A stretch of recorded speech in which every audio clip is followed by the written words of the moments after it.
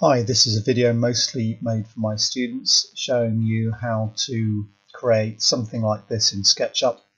Many of my students will recognize their projects are going to have similar features, not the same, but similar to this, where say you've got like a big slab top and base, maybe that's made from MDF, and then you've got an end panel made from MDF. I've only shown one of the joints, I've not bothered to do all of them.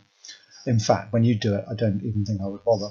And then also have these side panels as well. So yeah, I had a quick play around in SketchUp. It's quite easy to draw, so I'm going to now in the remainder of the video just demonstrate how I can draw some of these features. Remember, it won't be exactly like your project, so you'll have to adapt.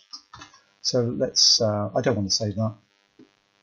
I'm just going to start with the rectangle tool. So I pressed R and I clicked once, let go, and then I just clicked again. And then I type the dimensions, so I'm going to type, let's say 110, 220, or 220, press enter. So it's now set that as the size, and I press Shift Z, and that's zooms to the extent, then P for the push pull tool, pull up, and then I'm going to then type 70 because that's the height of my example. Let's just zoom out a little bit. And we can zoom in a little bit there, just using the wheel on the mouse, as you should know by now. And so now all of those like inset panels and things, I'm going to do those with the use of guides. So T for the tape measure tool, and I'm going to pull down now, bearing in mind we use 4mm MDF. I'm now going to type 4, press enter, and I'll do the same on the side as well. 4, press enter, and 4, press enter. Now it might well be that I'm going to add too many here, but it doesn't matter, you can always delete them. And I think I want one there, and I think I want one there on the long side. Remember, I haven't actually got a product in mind, so I'm just trying to give a quick demo here.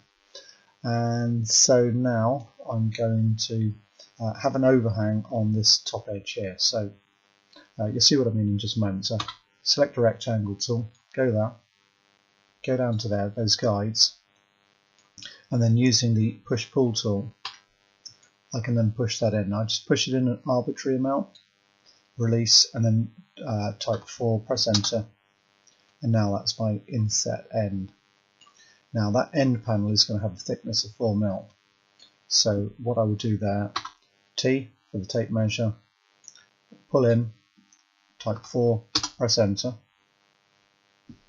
And let's just pull over here as well. In actual fact, I'm not going to do this end, I'm just going to give a demo on this end, but you'd need to do the same, or presumably you'd probably have an inset panel on both ends, just to keep the video concise. I won't bother to do that.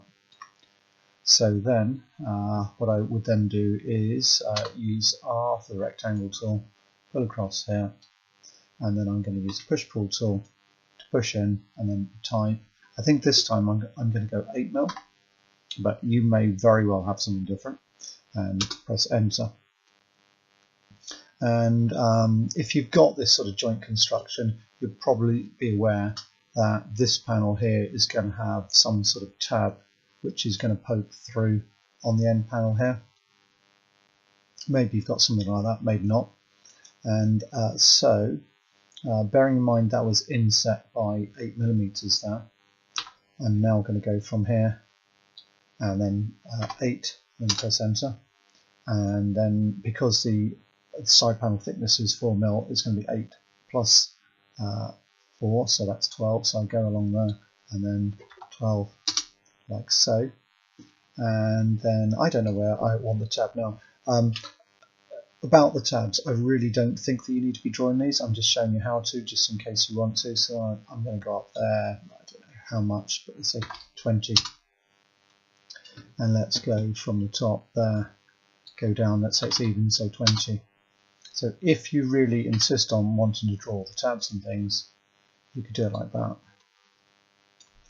And if you don't want to see the guides, you can hide them momentarily. You can also delete them as well. And so just like pretty much like always, you can set colours and things. So let's just have some fairly light colours here. So you know you can do all this sort of stuff. as you want. And maybe if you've got something like a tab poking through, then maybe you want to have it a slightly different colour, something like that. Okay, so hopefully that's given you an idea.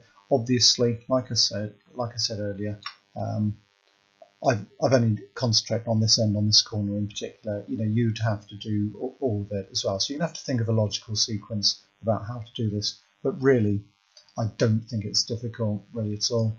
It's easy also, you know, of course, if you want to add text and buttons and things like that, piece of cake really.